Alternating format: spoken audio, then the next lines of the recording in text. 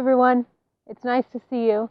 Welcome to my weekly videos. My name is Christina Lopes, and today I am talking about eating animal protein, consuming animal flesh, and the considerations that we need to have more and more when it has to do with consuming animal flesh. I'm outdoors today, as you can see.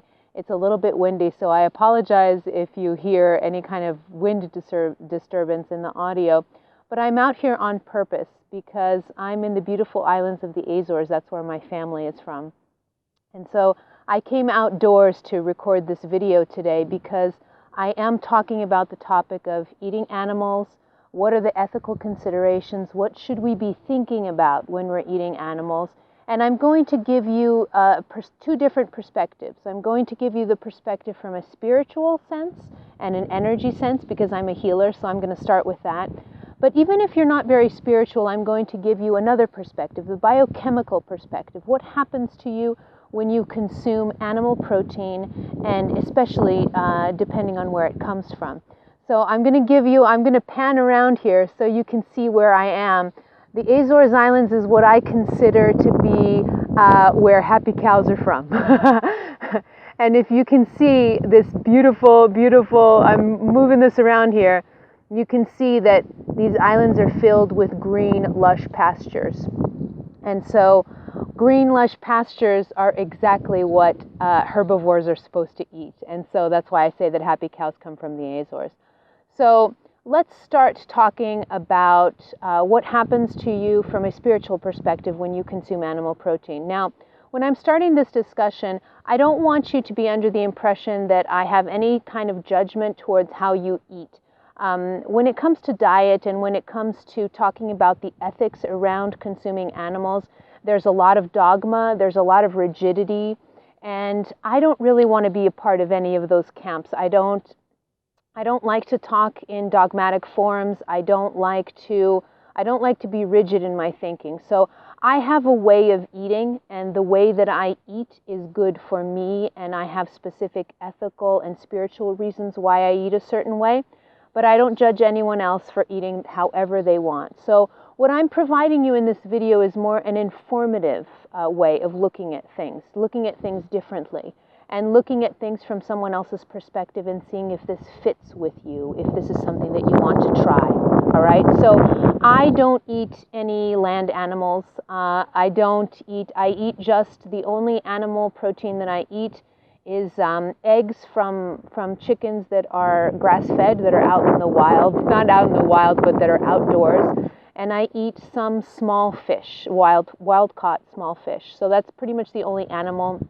That's the only animals that I consume in animal products that I use. I also use another one that I use. I use butter. I use butter from pastured cows. So these are cows that have been, raised in places like this. So they've been eating grass.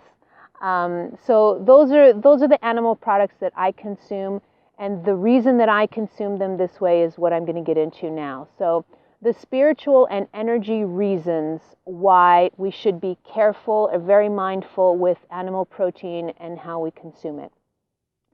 So from a spiritual and energy perspective, when you consume the flesh, or when you consume anything, when you are eating, you are taking in the energy of whatever you're eating. So if I'm eating a head of lettuce, I'm going to be taking in the energy, the chi, or the prana of that lettuce.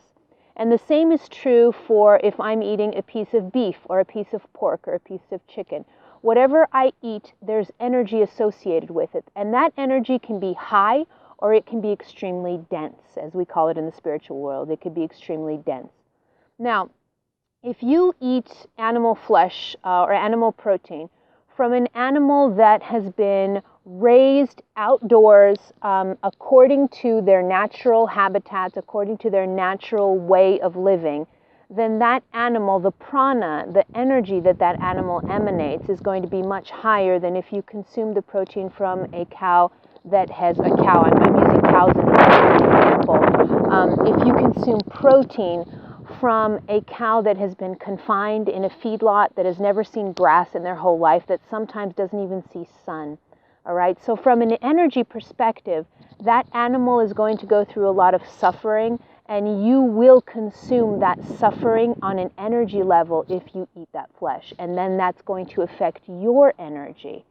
So from a spiritual perspective, you can see that if the animal that you're eating has suffered, you are going to be taking in that suffering energy, all right? So if you're starting to be mindful of what you eat, I would start by really questioning where the protein that you're eating is coming from, okay? Be very mindful about that. That'll be a good first step if you're trying to go down the spiritual path, or if you're trying to just be more mindful and more ethical about how you eat or what you're eating, all right? So that's a spiritual perspective. When we eat animals that have suffered or that are not living naturally, or if they have any type of suffering or not eating or living in a natural habitat, what happens is you consume that energy and it will affect your physical body. It will. That chi affects you eventually. So it may come in as prana or chi. It may be something so esoteric initially because we're talking about energy, but energy will always express itself in the physical eventually, okay? So that's the spiritual perspective. Now let me get to a biochemical perspective if you're not too spiritual and you don't really want to talk about energy or about any kind of spiritual esoteric terms. Let's talk about biochemistry. When you consume the flesh of an animal that is in a feedlot, for instance, these intensive farming practices, when you consume the animal, when the animal is in a feedlot situation, what happens is they are under enormous amounts of stress. So that animal will produce cortisol, a lot of cortisol. So that's one thing that happens. They'll be producing a lot of cortisol. The other thing that happens is that because they're in these non-natural kind of confined situations, what happens is there are certain practices that these animals unfortunately have to go through. They're given doses of antibiotics so that they don't get sick because they're so confined and they're living in such close quarters to each other that they're given antibiotics. They're also given growth hormones so that they grow faster and so that they could sell and be slaughtered for us to eat. So these three things, the hormone of stress, cortisol, antibiotics, and growth hormones, are given to animals that are in these industrialized farming, big farms or industrialized farms. So from a biochemical perspective, if you consume this flesh, you're also consuming antibiotics, you're consuming growth hormones, and you're consuming the hormones, the cortisol, the stress that's in the flesh of that animal. All right? So here's just a more biochemical perspective. So either way you look at it, when you're consuming the flesh of an animal or a product of an animal that has gone through suffering, it's going to affect you. Okay?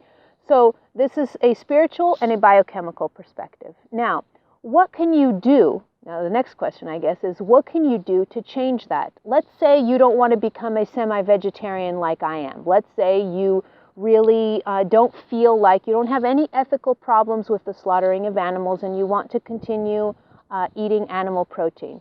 No judgment on my part, but I'm going to give you some recommendations for you to do that in order to decrease any kind of harm that could come to your body, all right? So my top recommendation would be slowly start decreasing your animal protein intake. We don't need to eat a lot of animal protein, contrary to popular belief, okay? So start decreasing your animal protein intake and just including more vegetarian options like beans and lentils and chickpeas, things like that, okay? Some tofu every once in a while. Start doing that. That's the first thing. We don't need to be consuming as much animal protein as we do, really, especially in the United States. Okay, so that's the first recommendation. But let's say that you do want to continue eating animal protein, you don't want to go the vegetarian route, all right? So what can you do? What's the second thing I recommend? If you want to keep on the animal protein, keep eating animal protein, the second thing I would recommend for you is to buy only pastured beef or only pastured eggs. So, and I'm not talking about organic because this is where the labeling gets problematic. There are a lot of things that are organic, but the animals are still confined and completely outside of their nature, okay, their natural habitat, all right? So not organic, pastured. So you want to be sure that if you're eating beef, that cow has spent their entire lives on something like this. Okay, you see this? So you want the cow to be where a herbivore is supposed to be, eating grass and nothing else, okay? So buy pastured beef, buy pastured chicken, pastured eggs, things like that. Ocean animals, buy locally caught, if you can, locally caught, very sustainable fishing practices, wild, not farm-raised fish. So wild, anytime you can, wild and sustainably caught, all right? So those are my general recommendations, dietary recommendations having to do with animal protein.